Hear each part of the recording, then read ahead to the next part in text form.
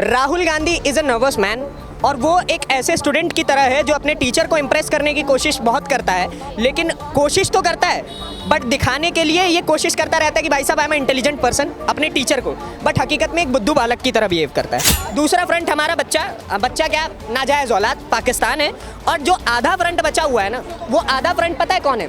हमारे देश में पलने वाले, पाकिस्तान के टुकड़ों पे पलने वाले so called vloggers, so called YouTubers, so called Pakistani मानसिकता के लोग। हमारे यहाँ दिल्ली में बहुत सारे चोर बाजार हैं, वहाँ पे जब आप सामान लेने जाएंगी तो वहाँ पे वो चाइना का माल पकड़ा के एक ही बात बोलता है, चल गया तो शाम तक, नहीं तो चांद तक, और उनके पास जितना पड़ा वो शाम तक चलने वाला है, चांद तक तो चलने वाला नहीं है।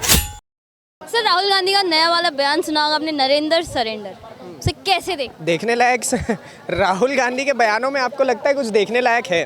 सबसे पहली बात, वो जिस नरेंद्र को सरेंडर करने की बात कर रहे हैं, उसी नरेंद्र ने 9 पाकिस्तानी आतंकियों के ठिकानों पर हमला किया, 200 से ज़्यादा आतंकवादी मारे, 11 से अधिक एयरबेसेस उड़ाए, ठीक है, उनका स्टेडियम उड़ा दिया, पाकिस्तान के प्रधानमंत्री को और वहाँ के जो सो कॉल्ड आर्मी चीफ हैं, ठीक है, उनको घुटनों पे ला दिया। कहाँ नरेंद्र ने सरेंडर किया? पहले तो राहुल गांधी ये बताएं। अब वो ट्रंप के हिसाब से बोल रहे हैं, ट्रंप की बोली बोलने की कोशिश कर रहे हैं, तो उन चीज़ों से इस देश की जनता को तनिक भी फर्क नहीं पड़ता, और खास तौर पे जब राहुल गांधी बोल रहा हो तो। क्या राहुल गांधी पाकिस्तान की भाषा बोलते हैं? बिल्कुल बोल रहे हैं। देखिए, ये मैं नहीं कहता हूँ कि राहुल गांधी कैसे आदमी है, मैं आपको as it is page number के साथ बुक का नाम लेकर के सारी बातें बताता हूँ, बस मेरे को 1 मिनट का समय दीजिएगा, ठीक है? राहुल गांधी के बारे में बराक ओबामा, आपको पता होगा, प्रेसिडेंट थे वो, अमेरिका के प्रेसिडेंट थे, उन्होंने अपने मुंह से पता है क्या कहा था? बुक का नाम है the promise land, page number 41। Rahul Gandhi is a nervous man और वो एक ऐसे स्टूडेंट की तरह है जो अपने टीचर को इम्प्रेस करने की कोशिश बहुत करता है, लेकिन कोशिश तो करता है बट दिखाने के लिए ये कोशिश करता रहता है कि भाई साहब आई एम इंटेलिजेंट पर्सन अपने टीचर को, बट हकीकत में एक बुद्धू बालक की तरह बिहेव करता है, ठीक है? ये मैं नहीं कह रहा हूँ, ये बराक ओबामा कह रहे हैं कि राहुल गांधी एक बुद्धू बालक है, बुद्धू बच्चा है, ठीक है? तो अब सोचिए, जिस व्यक्ति के बारे में विदेश का प्रेसिडेंट ऐसी बात कर रहा हो, वो नरेंद्र मोदी पे कैसे ही प्रश्नवाचक चिन्ह उठाएगा? सर, विपक्ष के इतने बड़े नेता हैं, युवा नेता हैं, आप भी युवा हैं, वो भी युवा नेता हैं, उनके लिए मैं युवा हूँ, 21 साल मेरी उम्र है, ये आपको भी पता है मैं कितना युवा हूँ, ठीक है? राहुल गांधी को आप युवा कहना चाहेंगे? 55 साल के बुजुर्ग आदमी को अपने आपको कहते हैं कि मैं तो ब्राह्मण हूँ, युवा नेता हूँ, क्या हूँ? यूथ का फेवरेट नेता हूँ, ब्राह्मण कहते हैं सर। ब्राह्मण है? जनेऊधारी ब्राह्मण है। अगर वो जनेऊधारी है जो कोट के ऊपर से लेकर के चलता है, तो ये क्या है? ब्राह्मण तो हम हुए ना भाई, शर्ट के नीचे लेकर के चलते हैं, ज्ञान भी साथ में लेकर के चलते हैं। ऊल जलूल बयान देने वाला व्यक्ति कभी ब्राह्मण नहीं हो सकता है। अब आप बताइए, राहुल गांधी के पिताजी थे, वो क्या पुरोहिती करते थे, पंडिताई करते थे? नहीं करते थे। मेरे पिताजी, उनका नाम श्री परशुराम ठाकुर है, वो पंडिताई करते हैं। मेरे दादाजी, उनका नाम स्वर्गीय मुसाफिर ठाकुर है, वो पंडिताई करते थे। मैं ब्राह्मण हूँ भाई, ठीक है? मैं किताबों को लेकर के चलता हूँ, उनको पढ़ता हूँ, तब जा करके कुछ आप लोगों के सामने बोलता हूँ, लोग मुझे सुनती है, प्यार देती है। उनको कौन ही सुनना चाह रहा है जब तक कि वो कांग्रेस का नेता ना हो? बताइए। अब तो ओवैसी जी भी भारत माता ही जय बोल रहे हैं, भारतीय जनता पार्टी का समर्थन कर रहे हैं, पर राहुल गांधी इस तरीके से भारतीय जनता पार्टी के विपक्ष में खड़े होकर सेना के ऊपर सवाल उठा रहे हैं इस तरीके। उनके पार्टी के एक बहुत बड़े नेता है शशि थरूर, सबसे दिमागदार, देखिए पूरे कांग्रेस में दिमागदार केवल एक ही व्यक्ति है, वो है शशि थरूर, ठीक है?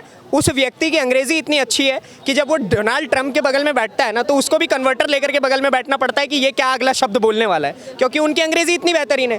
तो जब वो आदमी कह रहा है कि हमने पाकिस्तान को घुटनों पे हम लेकर के आए, पाकिस्तान टेररिज्म को सपोर्ट कर रहा है, हमने पाकिस्तान को धूल चटाया है, तो राहुल गांधी जैसा बुद्धू बालक, जिसको बराक ओबामा कह रहा है बुद्धू बालक, वो क्या ही बोलेगा? बताइए। पाकिस्तान खुद ये चीज़ एक्सेप्ट कर रहा है कि भारत ने हमारे 20 नहीं 28 ठिकानों पे अटैक किया है, उसके बावजूद राहुल गांधी जो है उसी पाकिस्तान का समर्थन कर रहे हैं। बिल्कुल, उनकी नियति में है ये। तो पाकिस्तान से ऐसा क्या लालच है राहुल? लालच कुछ नहीं है, सो कॉल्ड वोट बैंक को खुश करने की साजिश। बिहार इलेक्शन आने वाला है, किस प्रकार से नरेंद्र मोदी को नीचा दिखाया जा सकता है अपनी ओछल राजनीति, ओछल मानसिकता के साथ, ठीक है? इसी वजह से वो राहुल गांधी के विरोध में इस प्रकार की बातें करते हैं। अन्यथा वो भी जानते हैं कि हकीकत में नरेंद्र मोदी क्या है, ये बात राहुल गांधी खुद भी जानते हैं। राहुल गांधी ऐसा बस इसलिए बोल रहे हैं ताकि बिहार में थोड़ा बहुत जो भी 2-3% वोट आता है वो मिल जाए, और कुछ खास बात नहीं। सर, आपने बिहार इलेक्शन की बात की, अभी बिहार दौरे पे भी गए हुए थे, क्या वहाँ की राजनीति को इससे जोड़ने का प्रयास कर रहे हैं? क्योंकि कहा यह भी जा रहा था कि ऑपरेशन सिंदूर भाजपा का एजेंडा है बिहार इलेक्शन। अगर ऐसा एजेंडा मिल रहा है तो मैं तो कह रहा हूँ हर चुनाव में भारतीय जनता पार्टी ऐसा एजेंडा लाए। जब ये एजेंडा ही है तो हर चुनाव में पाकिस्तान को 2-4 मुक्का मारी तो क्या दिक्कत पड़ क्या ही फर्क पड़ रहा है। तो चुनाव भारत के अंदर है, 2-4 मुक्के आप पाकिस्तान को मारें। पिटने वाले पिटते रहेंगे भाई। देखिए हमारे यहाँ एक बात कहा जाता है कि लतवन के भूत बतवन से ना मालूम जाला, ठीक बा।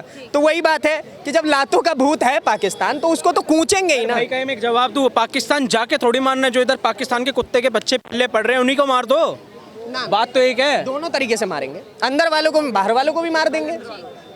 देखिए ये मैं नहीं कह रहा हूँ, ये भाई ने जो बात बोली है बहुत बेहतरीन बात बोली है। Chief of defence staff Bharat के पहले सीडीएस बिपिन रावत जी, उन्होंने अपने मुख से एक बात कही थी। वो बात पता है क्या थी? कि भारत कभी भी 2 फ्रंट का युद्ध लड़ रहा है। एक फ्रंट हमारा चाइना है, चाइना से हमें युद्ध लड़ना है। दूसरा फ्रंट हमारा बच्चा क्या नाजायज औलाद पाकिस्तान है। और जो आधा फ्रंट बचा हुआ है ना, वो आधा फ्रंट पता है कौन है? हमारे देश में पलने वाले, पाकिस्तान के टुकड़ों पे पलने वाले so called vloggers, so called YouTubers, so called Pakistani मानसिकता के लोग, और जो अपने आप को कहते हैं कि भाई साहब वो इस्लाम के रक्षक हैं, इस्लाम के रक्षक हैं। उन लोगों के खिलाफ भी युद्ध लड़ना है। तो 2 फ्रंट के युद्ध में हम एक फ्रंट तो जीत रहे हैं। अच्छा मैं अभी भारतीय जनता पार्टी की थोड़ी सी बुराई करने वाला हूँ। एक फ्रंट का युद्ध हम जीत रहे कैसे? पाकिस्तान के खिलाफ। आधे फ्रंट का युद्ध हम कैसे जीत रहे हैं? इन लोगों के खिलाफ। कहीं ना कहीं पिट तो रहे हैं भाई, ये अंदर जो बैठे हुए ये पिट रहे हैं, ठीक है। जब तक ये पश्चिम बंगाल में नहीं रहते, कर्नाटका केरला जैसे इलाकों में नहीं रहते, अगर बाकी यूपी वगैरह में रह रहे हैं तो ढंग से कुचाई हो रही है इन लोगों की। अच्छा बाकी एक फ्रंट का युद्ध हम कहीं ना कहीं हार रहे हैं, वो चाइना के खिलाफ। पर क्या इस देश में हम लोग नैरेटिव की जो लड़ाई होती है वहाँ हार रहे हैं? क्योंकि हम सेना में जीत जाते हैं, हम हर तरीके से जीत जाते हैं, लेकिन टेबल पे बैठने की जब बात आती है तो भारत क्या हर बार शुरू से लेके अब तक पाकिस्तान से हार? कैसे टेबल के किस प्रकार से? एक दो इंदिरा गांधी जी ने आपने देखा होगा बांग्लादेश लेने के बाद भी हमारे हाथ में सोल्जर्स उनके हवाले कर दिए, ठीक है। आज नैरेटिव की लड़ाई अगर हम देखें तो हम जीतने के बाद भी राहुल गांधी का बयान की वजह से आज पाकिस्तान राहुल गांधी का बयान अपने हर न्यूज़ चैनल पे दिखा के वहां से वो जीत। तो क्या हम नैरेटिव की लड़ाई हार रहे हैं? जब इंडियन न्यूज़ चैनल उनके बयानों को नहीं चला रहा है तो हमें पाकिस्तान अपने चैनल पे कुछ भी चलाए, मुझे उससे फ़र्क नहीं पड़ता। अगर वो राहुल गांधी को इतना ही सही मानते हैं तो चलाते रहे। मैं तो कह रहा हूँ कि भाई अगर पाकिस्तान को राहुल गांधी से इतना ही प्रेम है, उठा करके ले जाओ भाई, हमें नीड ही नहीं है इसकी। बना लो भाई, हमको नीड नहीं है इस आदमी की। पता नहीं है तो खुद ही राजनीति में घुसे चले जा रहा है। हम तो लिटरली कह रहे हैं अगर पाकिस्तानियों को इतना ज़्यादा प्रेम है राहुल गांधी से, मैं कह रहा हूं कि राहुल गांधी कुछ ना करें, वहाँ की नागरिकता लें। पहले तो वीज़ा लगवाएं, जाए पाकिस्तान में अपना वोट बैंक इकट्ठा करें, फिर वहाँ की नागरिकता लेके वहीं पर बस जाए। जैसे उनके लक्षण है पाकिस्तान में चुनाव जीत भी जाएंगे आराम से। आप ये कह रही हैं, मैं थोड़ी कह रहा हूँ, ये तो आप ही कह रही हैं। अच्छा पाकिस्तान के लिए क्या कहना चाहेंगे? क्योंकि नैरेटिव की लड़ाई जो मैंने कही, राहुल गांधी जैसे नेताओं की वजह से आज पता नहीं कैसे ओवैसी जी भारत सरकार के साथ खड़े हैं, लेकिन क्या नैरेटिव की लड़ाई हम लोग बिल्कुल नहीं हार रहे हैं, बिल्कुल नहीं हार रहे हैं। आप एक बात बताइए, यूनाइटेड नेशंस में जब हम लोग खड़े होते हैं तो हमारी बातें कितनी गौर से सुनी जाती है। डॉक्टर एस जयशंकर जैसे डिप्लोमेट्स हमारे पास है जो अपनी बातों को जब रखते हैं तो पूरी की पूरी दुनिया शांत होकर के उनकी बातों को सुनती है। लेकिन उसी प्रकार से जब पाकिस्तान के प्रधानमंत्री वहाँ पर जाते हैं यूएन में, तो वो जब ईयर पीस लगाना नहीं आता है उस आदमी को, आपको पता है ईपी हम लोग बोलते हैं उसको, उस आदमी को ईयर पीस लगाना भी नहीं आता है। हम उस पाकिस्तान से हम अपनी तुलना क्या करें?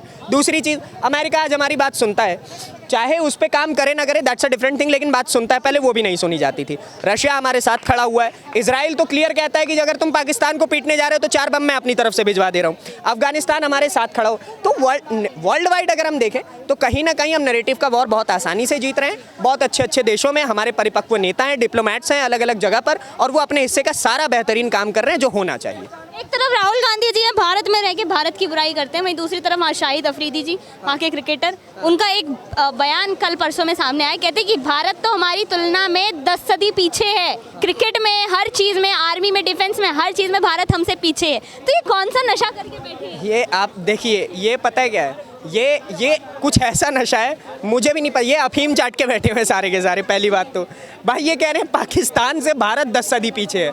आप एक बात बताओ, पाकिस्तान में क्या है?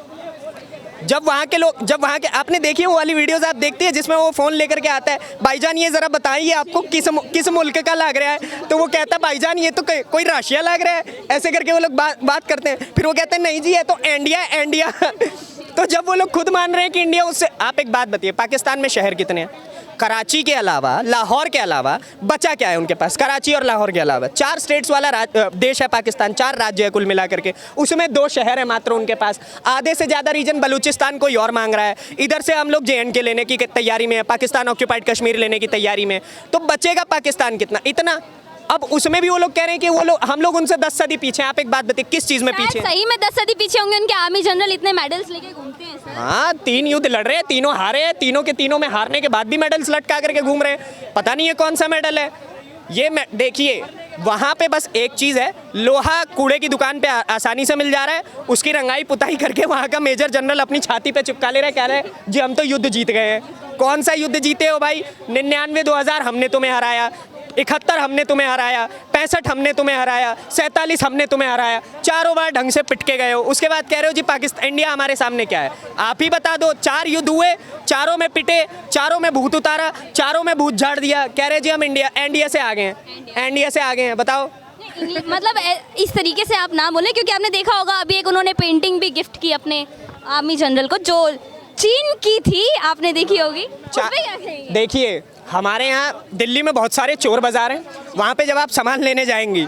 तो वहाँ पे वो चाइना का माल पकड़ा के एक ही बात बोलते हैं, चल गया तो शाम तक, नहीं तो चांद तक। और उनके पास जितना पड़ा वो शाम तक चलने वाला है, चांद तक तो चलने वाला नहीं है। आप बताइए ना, हथियारों में वो हमसे आगे हैं। वो कह रहे जी हमारे पास परमाणु है, 3 दिन में लोन लेने की कगार पे आ गया और जबकि युद्ध भी नहीं था, मात्र 200 ड्रोन का आदान प्रदान हुआ था यहाँ, हुआ उसमें उनको लोन लेने की जरूरत पड़ गई। अब आप सोचिए, जो आदमी कह रहा है कि मेरे पास 190 180 परमाणु बम है, अरे भाई तुम एक बात बताओ, तुम्हारे पास 180 परमाणु बम होंगे, मान लिया, नरेंद्र मोदी अपने मुंह से बोले थे, नरेंद्र मोदी छोड़िए ना, अटल बिहारी वाजपेयी अपने मुंह से बोले थे कि अगर हिंदुस्तान को तनिक भी खरोच आती है तो मैं आधा हिंदुस्तान कुर्बान करने को तैयार हूँ, लेकिन अगली सुबह आपको पाकिस्तान पूरे विश्व के नक्शे पे नहीं दिखेगा।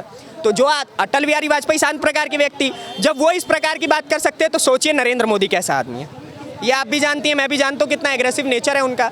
वो तो पाकिस्तान छोड़ो, वो तो पता नहीं कितने पाकिस्तान, तुर्कमेनिस्तान, अफगानिस्तान, कजाकिस्तान सब लेते हुए चले ये एग्रेसिव नेचर है, तो अमेरिका के कहने पे भारत को क्यों? इस बात को कि अमेरिका के कहने पे ऐसा हुआ, जिस दिन वॉर हुई, जिस दिन मतलब हमने ऑपरेशन सिंदूर किया, उसके ठीक 2 दिन बाद उनके द्वारा ये कहा गया है कि भाई साहब, हाँ उनके द्वारा, प्रेसिडेंट के द्वारा, वहाँ के डोनाल्ड ट्रंप के द्वारा ये बात कही गई कि मैंने युद्ध रुकवाया।